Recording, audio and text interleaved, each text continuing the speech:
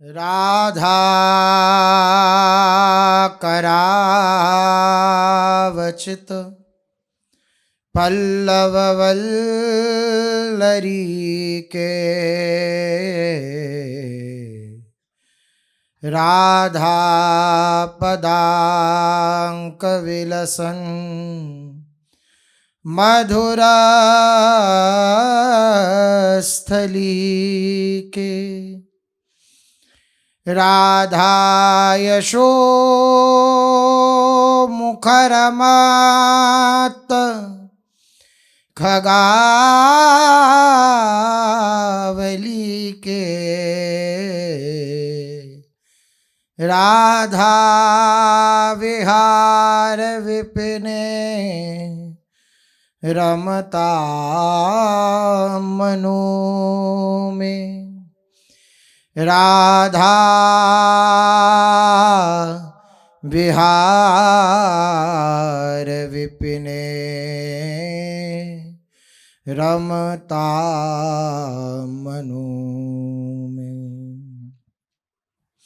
श्री राधा वल्लभ लाल की, महाप्रभु श्री हरिवंश चंद्र जी महाराज की, श्री सद्गुरुदेव भगवान की जय।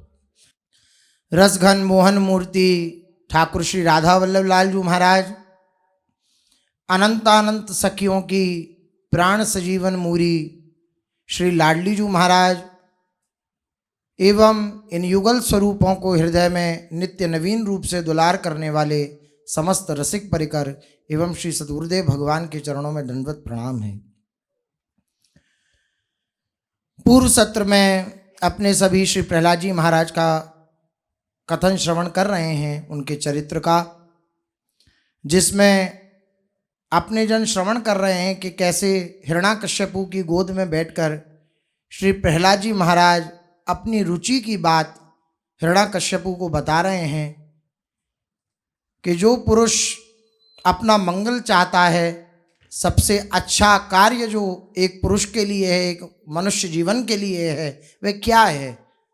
प्रहलाद जी इस विषय में हिरण्याकश्यपु को बता रहे हैं कि इस अंधकूप रूपी अंधकार में, इस कुएं जो एक तिनकों से ढका हुआ है, ऐसे कुएं रूपी गृहस्थ जीवन को त्याग करके वन की, वृंदावन की शरण ग्रहण करके और हरि का आश्रय ग्रहण करके उनके आश्रय में ही अपना जीवन व्यतीत करना चाहिए। यही जीवन का परम लाभ है।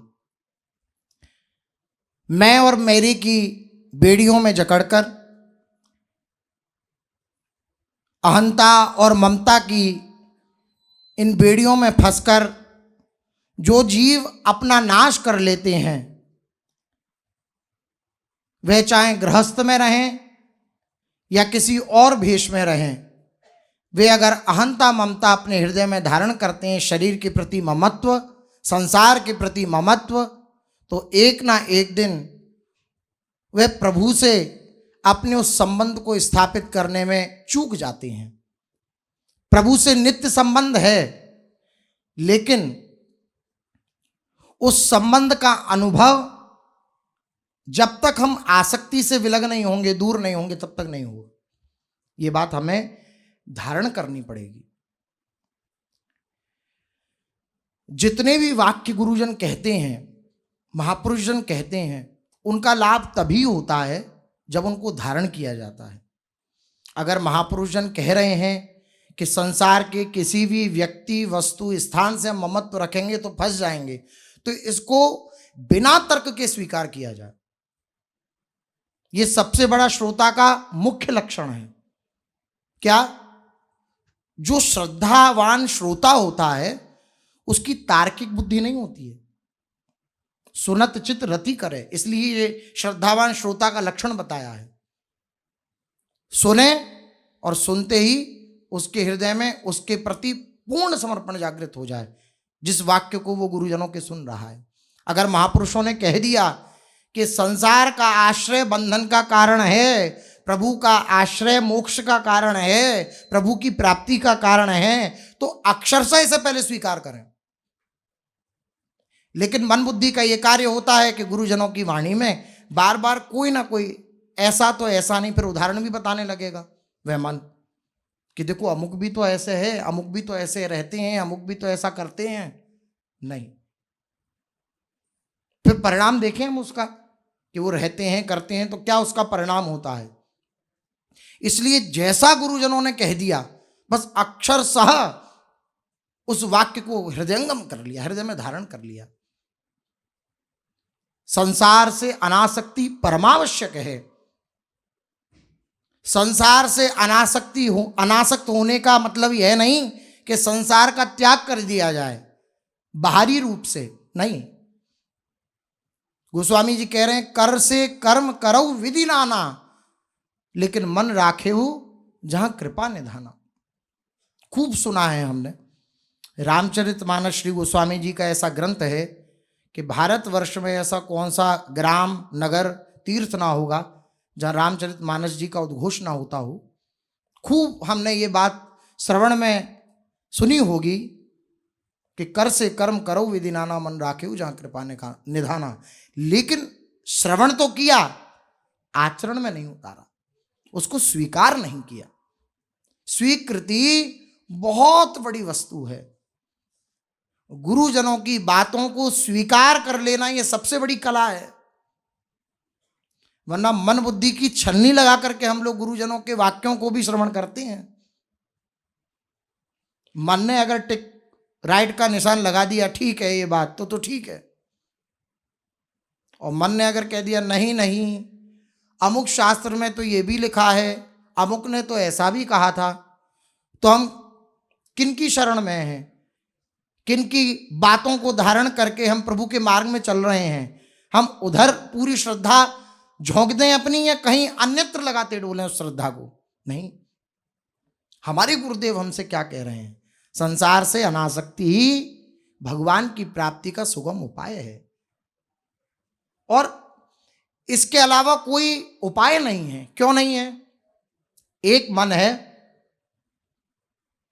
अब ये मन अनेक प्रकार के संकल्प विकल्प जब संसार के लिए ही करता रहेगा तो प्रभु के लिए संकल्प कब उठेगा? कब आशा जागृत होगी भगवान के मिलन की?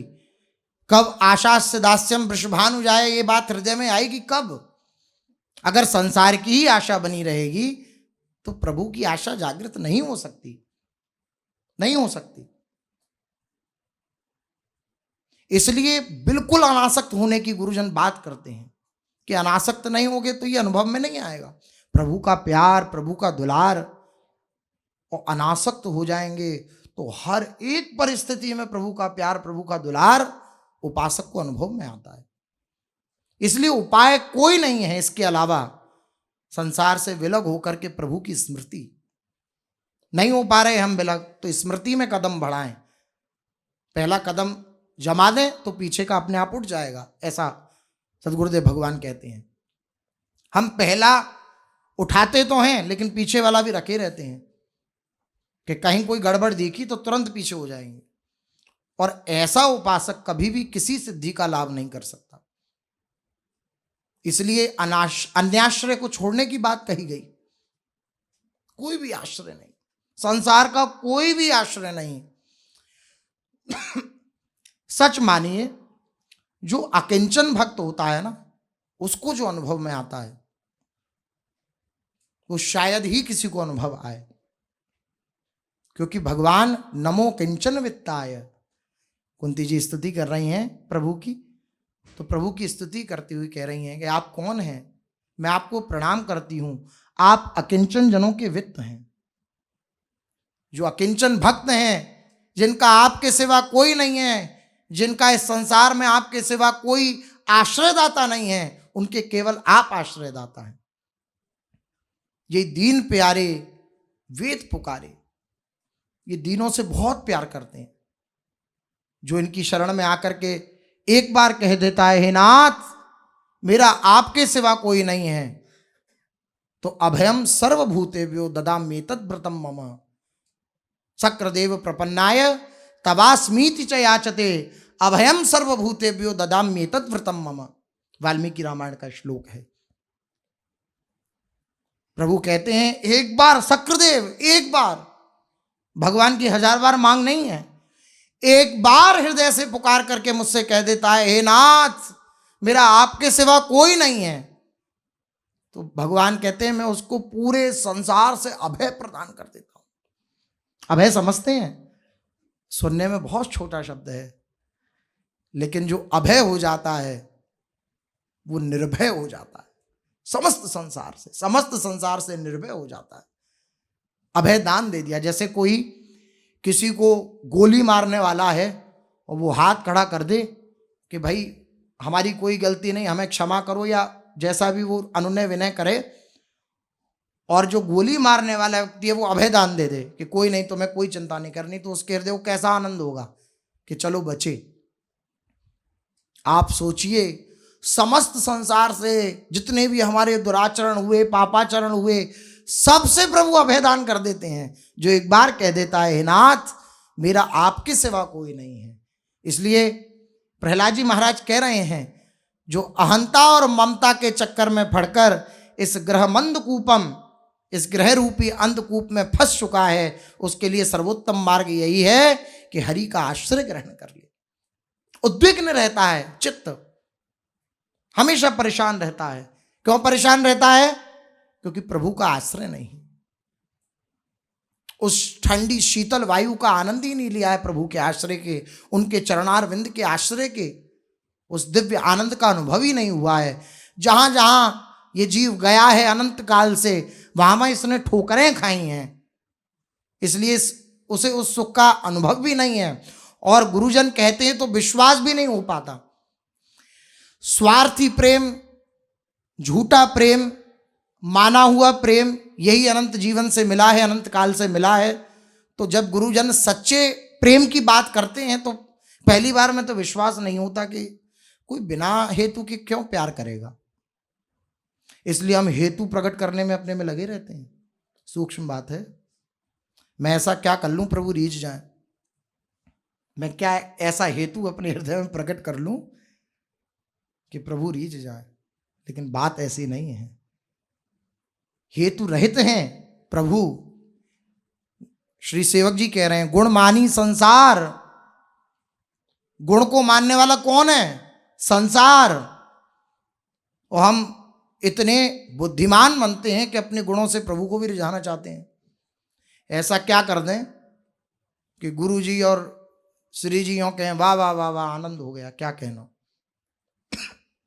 अपने गुणों से उनको भी रिझाना चाहते हैं, लेकिन गुणमानी, गुण से रीझने वाला संसार है, प्रभु नहीं है।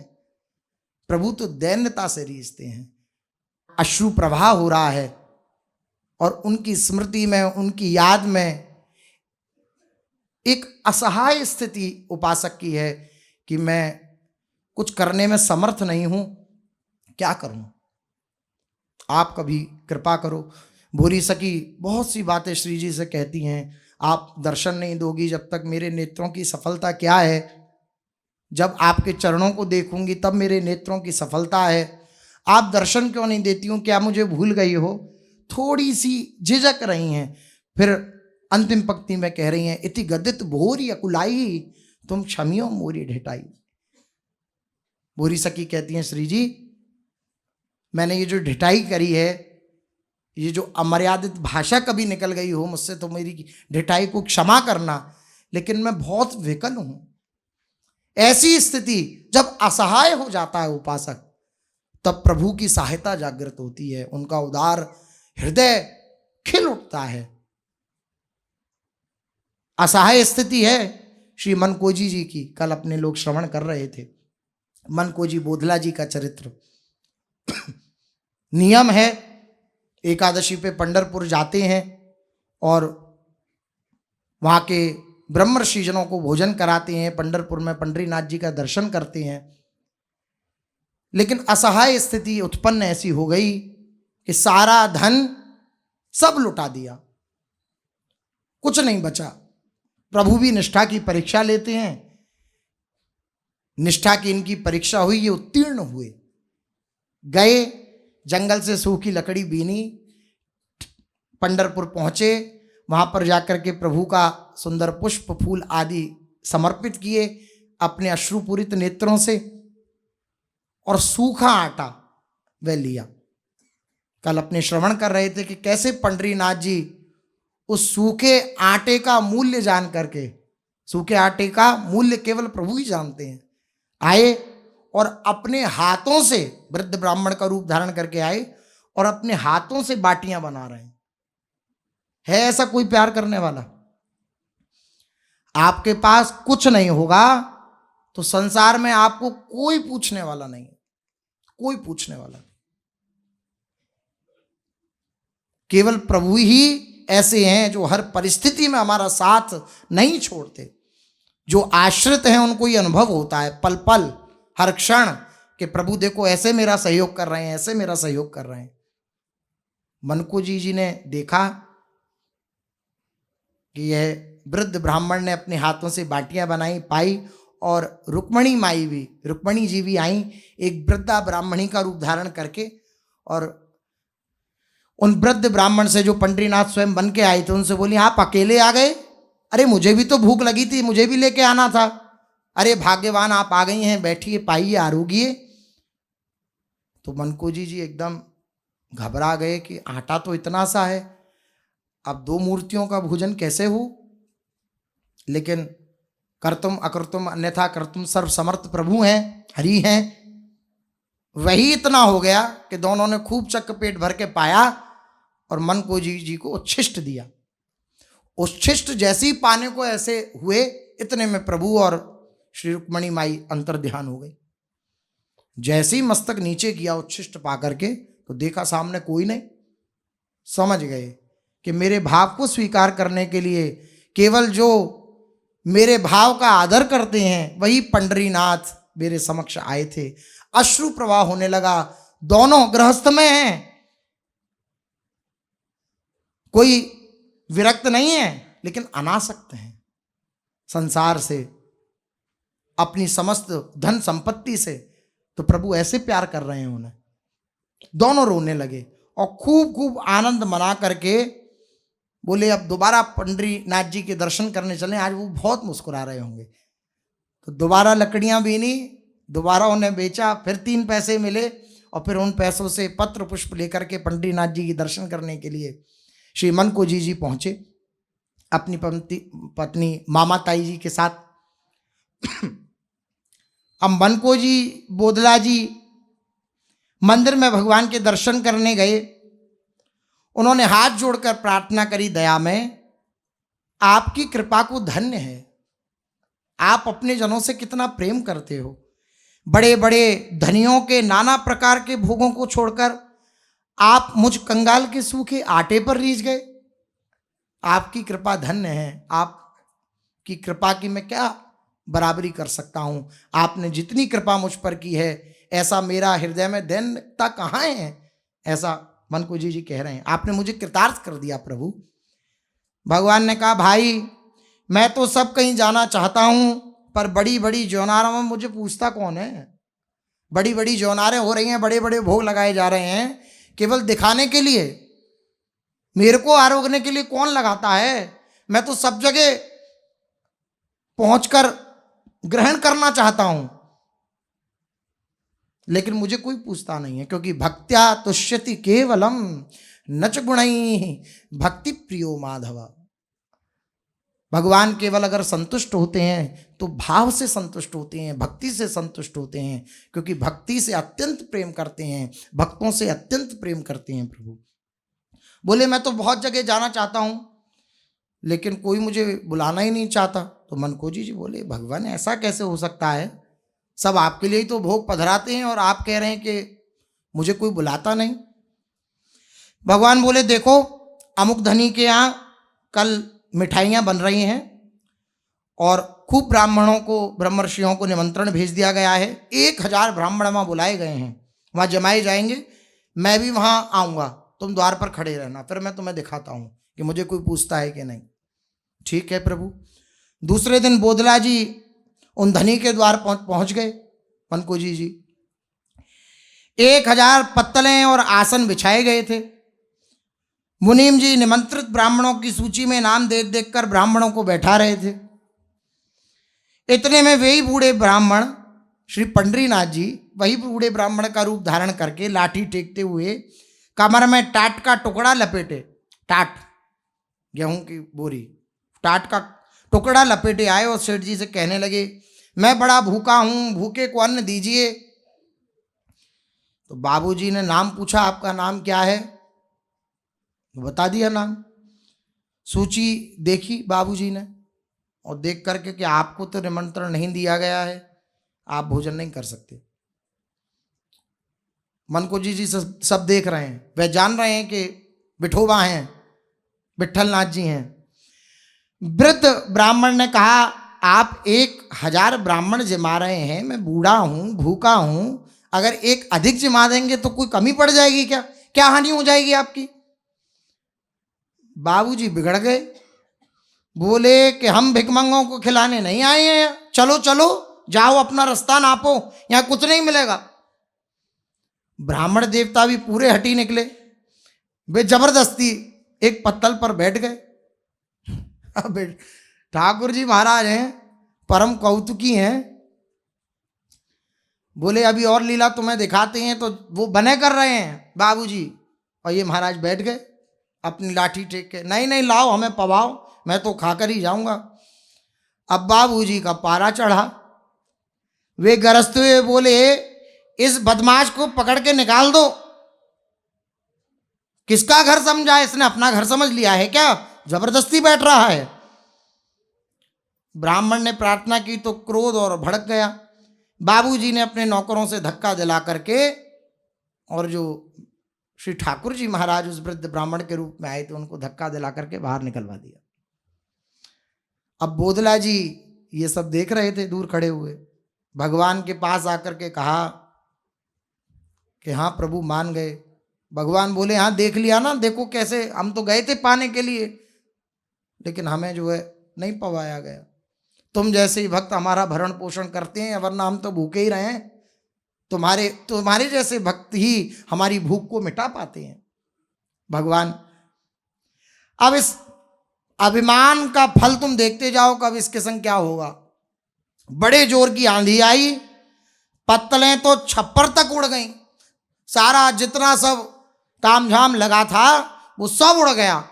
सारा वो खीर पुआ रबड़ी सब जो है उड़ उड़ के एक दूसरे के ऊपर। आंधी, प्रभु सबके जो है शासन करता है।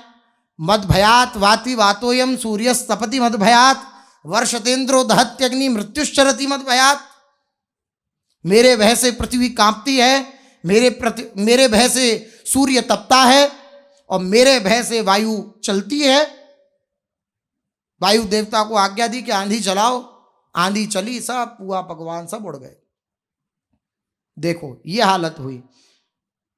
ब्राह्मण सब प्राण लेकर भागे। भगवान ने कहा, बोधला, मैं तुम्हारे जैसे भक्तों का रूखा सूखा अन्न तो बड़े प्रेम से पा लेता हूं, पर दंभियों के पकवान नहीं ग्रहण करता, इसलिए तुम्हारे जैसे भक्त मेरी भूख को मिटा पाते हैं।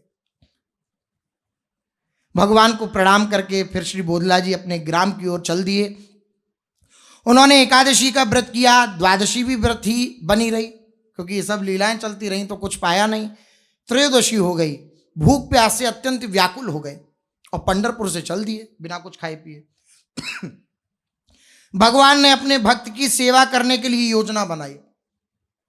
हमें अपनी चिंता नहीं है, हमारा पेट भरा के नहीं भरा, कोई चिंता नहीं है भक्त को अपनी, लेकिन प्रभु को चिंता है कि मेरा भक्त भूखा है, कुछ ना कुछ ऐसा किया जाए कि अब इसने हमारी इतनी सेवा करी है तो हम भी कुछ सेवा कर दें। सेवा भाव जागृत हुआ प्रभु के हृदय में, कितना प्यार करते हैं। इसी बात को उनके उदारता पूर्ण चरित्रों को श्रवण करते हुए, सुनाते हुए भगवान शंकर कहते हैं कि ऐसे उदार स्वामी का जो भजन नहीं करता, धिक्कार है उसके जीवन पर कि ऐसे स्वामी को प्राप्त करके भी वे जगह जगह अपने आश्रय को छोड़ता रहता है, अपने आश्रय को देता रहता है। भक्त की सेवा करने की भगवान ने योजना बनाई। बोधला जी ने मार्ग में एक सुंदर बगीचा देखा। सुंदर बगीचा है, सुंदर सुंदर उसमें फल हैं। उनमें बड़ा आश्चर्य हुआ कि हम जब गए थे यहाँ से तब तो ये बगीचा नहीं था, ये अचानक कैसे हो सकता है? रास्ता भटक गए हों, किसी और मार्ग पे आ गए हों। भूख लगी थी, प्यास से मुख सूख रहा था, विश्राम करने की इच्छा थी। मन ने मान लिया था कि मार्ग भूलकर कहीं दूसरी ओर निकल आए हैं हम, किंतु दूसरे के बगीचे में अब हम कैसे बिना पूछे घुसें? अब दूसरे का बगीचा हम कैसे चले जाएं? अब भगवान ने कहा सारी जितनी हमने सब व्यवस्था करी है चौपट हो जाएगी, तो रुक्मणी जी से कहा तुम जाओ जल्दी भगो और बुला के लाओ बोधला जी को और उनकी पत्नी को, उनके बच्चों को। इतने में इस समस्त सृष्टि रूपी बगीचे की रक्षा करने वाली श्री रुक्मणी देवी मालिन का वेश बना करके, माली प्रभु बने हैं और मालिन बनी है रुक्मणी जी। रुक्मणी जी मालिन का वेश बना करके आई और कहने लगी भगत जी आप बड़े थके से जान पड़ते हैं, पंढरपुर के यात्री हैं आप, अतः आपके सत्कार का पुण्य हमें भी मिलना चाहिए। आप कृपा करिए और सेवा ग्रहण करिए। बगीचे में स्वामी आपकी प्रतीक्षा कर रहे हैं, वे बैलों को संभाल रहे थे वरना वे स्वयं आते। आप चलिए, आपकी चरण रस से हमारी कुटिया भी पवित्र हो जाएगी। देखिए अनुब्रजाम में हम नित्यम पूये तंग भी, भगवान भी भक्तों की चरण रज प्राप्त करने के लिए लालयित रहते हैं। एक बात कह देते हैं, पंढरपुर में श्री ठाकुर जी जो विराजमान हैं, पंडरीनाथ जी महाराज, दर्शन करे होंगे, ऐसे प्रत्यक्ष दर्शन तो नहीं, छवि दर्शन किया है, तो ऐसे विराजमान हैं खड़े हो करके, कमर पर दोनों हाथ ऐसे रख के और नेत्रों को बंद किए हुए ऐसे विराजमान हैं श्री पंडरीनाथ जी। उनके चंदन लगता है, चंदन पूरा ऐसे करके, ये छवि दर्शन अगर आप लोगों ने किए हों तो काली एक बिंदी लगती है। ऐसा हमने संत जनों से श्रवण किया कि वे काली बिंदी और कोई नहीं है। पंढरपुर में जितने भक्त आते हैं उनकी रज को लेकर के छाना जाता है और उस रज को छान करके बिंदु बनाई जाती है और उस बिंदु का तिलक पंडरीनाथ जी लगाते हैं। भक्तों की रज की बिंदु का तिलक पंडरीनाथ जी अपने मस्तक पर धारण करते हैं। है ऐसा कोई स्वामी इस त्रिभुवन में कि अपने सेवक की चरण रज अपने मस्तक पर धारण करे? ऐसे उदार हैं। अब मनकोजी जी को भूख तो लगी ही थी, अपने सारे परिवार के साथ मनकोजी जी उस बगीचे में प्रवेश किया। इतने में देखा कि माली बने हुए वे स्वयं पंडरीनाथ जी महाराज तुरंत भारी सा वह सुंदर पात्र लेकर के आए और आकर के मनकोजी जी के चरण धोने लगे। फल लेकर के आए, फलों को धोआ, उनको अमनिया किया और भोग लगा रहे हैं अपने भक्त का। पाइए, ग्रहण कीजिए। स्वयं रुक्मणी जी ने छील बनाकर फलों को बोधला जी के सम्मुख रखा। बोधला जी ने मन ही मन पांडुरंग जी को भोग लगाया और प्रसाद ग्रहण किया, जल पिया। आज के फलों का स्वाद बड़ा अद्भुत था। संसार के पदार्थों में कहां से आया ऐसा स्वाद जैसा उन फलों में स्वाद था। बोधला जी की सब थकावट दूर हो गई, सारी भूख प्यास दूर हो गई, वे आनंद मग्न हो गए और इतने आनंदित हुए कि पाकर आचमन करके और फिर विश्राम में चले गए, सो गए। उठे तो देखा श्री पंडरीनाथ जी और मणिमाई विराजमान थी सामने, माली और मालिन का रूप धारण करके। विदा ली उनसे और जैसे ही बगीचे से निकले फिर एक बार पीछे मुड़े तो ना बगीचा, ना वो सुंदर सुंदर फल, ना वो माली, ना वो मालिन, कोई नहीं पीछे। जैसे ही देखा कि इतना प्यार करते हैं इन्होंने, पंडरीनाथ जी ने ये बगीचा का निर्माण किया था।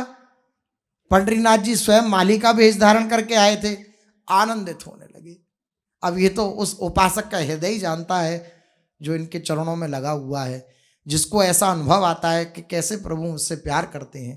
कहने का तात्पर्य, हम किसी भी भेष में हैं, कहीं भी हैं, कैसी भी परिस्थिति में हैं, लेकिन प्रभु हमसे उतना ही प्यार करते हैं जितना अपने परम भक्तों से प्रभु प्यार करते हैं। मीरा जी, धन्ना जी आदि बड़े बड़े जितने भी भक्त हुए हैं, ऐसा नहीं प्रभु केवल उनसे ही प्यार करते हैं, जो उनके सम्मुख हो जाता है प्रभु उनसे प्यार कर बैठते हैं, उनसे प्यार करते हैं।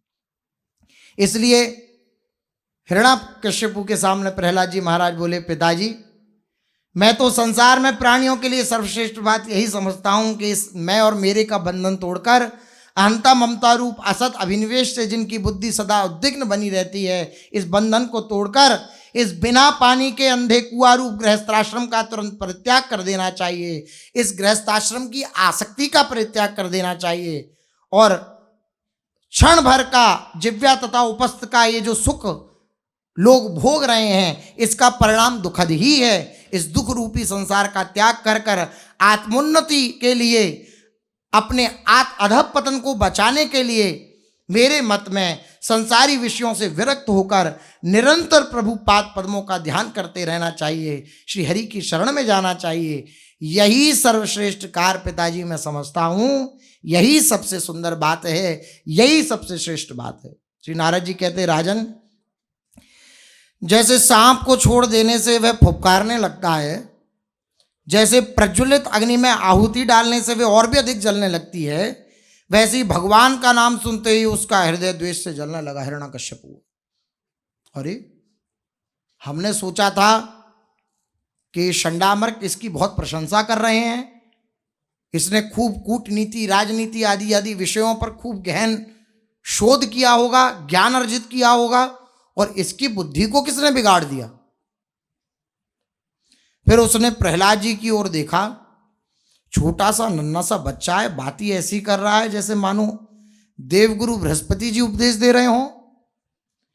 छोटे मुंह बड़ी बात सुनकर दैत्यराज का क्रोध शांत हो गया और उसे बच्चे की भोली भाली बात पर हंसी आ गई। राजन, लोग तो कहते हैं बाल बुद्धि कच्ची होती है, किंतु मुझे तो बालकपन बहुत प्रिय है। मेरी शक्ति चले तो मैं सदा बालक बना रहूं। नारद जी कह रहे हैं, बालक जो भी अपराध कर दे सब क्षम्य है, कितना भी बड़ा अपराध क्यों ना हो जाए। माता पिता जब बच्चे को डांटते हैं तो दूसरे उन्हें समझाते हुए कह देते हैं कि अजी जाने भी दो, बच्चा ही है। तो बालकपन कितनी भी बड़ी गलती हो जाए वह क्षमा योग्य होती है। बालक जो ठहरा, बच्चों की बातों पर ध्यान नहीं दिया जाता, इसलिए हिरण्यकश्यप पर एकदम उस बचपने को देख करके प्रहलाद जी के और हंसने लगा। हंसते हुए बोला कि यद्यपि विष्णु हमारा शत्रु है, फिर भी देखो इसका नाम लड़कपन है। लड़कपन में बच्चे ऐसी उल फिजूल बातें करते ही रहते हैं। लड़कों की बुद्धि इसी प्रकार दूसरों के बहकाने से बिगड़ जाती है। किसी ने बहका दिया होगा तो प्रहलाद जी की बुद्धि बिगड़ गई, परंतु बाल्यकाल के संस्कार जो हैं वे अमिट होते हैं। चिंता हो गई हिरण्यकश्यप को, अतः मुझे इसकी उपेक्षा नहीं करनी चाहिए, अभी से इसका कुछ प्रबंध करना चाहिए। यह कहकर उसने अपने गृह कार्य करने वाले मंत्री को बुलाया और उससे कहने लगा, देखो अब इसके घर आने की आवश्यकता नहीं है, वहीं गुरुकुल में रहे और सावधानी से रहे, और उन शंडामर्क जो गुरुपुत्र उनसे कह देना कि अधिक देखरेख में रखें। विष्णु के पक्षपाती गुप्त वेश बना करके इधर उधर विचरते रहते हैं और सरल चित्त वाले भोले भाले लोगों को इधर उधर की बातें बनाकर वैष्णव बना लेते हैं, जो कहते हैं अरे कुछ नहीं है, अपनी बातों में फंसा लिया है, बहका लिया है। ऐसी बुद्धि होती है उनकी। वरना मीरा जी कह रही हैं कि मैं तो गिरधर की खूब उपासना करती हूँ, मैं तो गिरधर हाथ बिकानी, लेकिन लोग कहें बिगड़ी। मैं तो प्रभु की चुपचाप उपासना करती हूँ, उनका आश्रय ग्रहण किए हुए हूँ, लेकिन सारा संसार मुझे बिगड़ी हुई कहता है कि मैं बिगड़ी हुई हूँ। तो संसार का मुख तो बंद किया नहीं जा सकता। हिरण्यकश्यप पहले हंसा कि बच्चा है कोई बात नहीं, लेकिन फिर एकदम गंभीर हो गया कि बचपन में जो संस्कार डाल दिए जाए वे अमिट हो जाते हैं। तुरंत शंडामर्क के पास भेजा और कह दिया कि कह देना कि हिरण्यकश्यपु ने कहा है कि इसकी खूब देखरेख करें, विष्णु के पक्षपाती घूमते हैं, वे वैष्णव बना देते हैं, इसलिए खूब इसकी देखरेख करके इसको शिक्षा दें। सो जो भी शिक्षा आप शंडामर्क देंगे या प्रहलाद जी अब जो शिक्षा देंगे वो शेष चर्चा आगे। श्री राधा वल्लभ लाल की जय।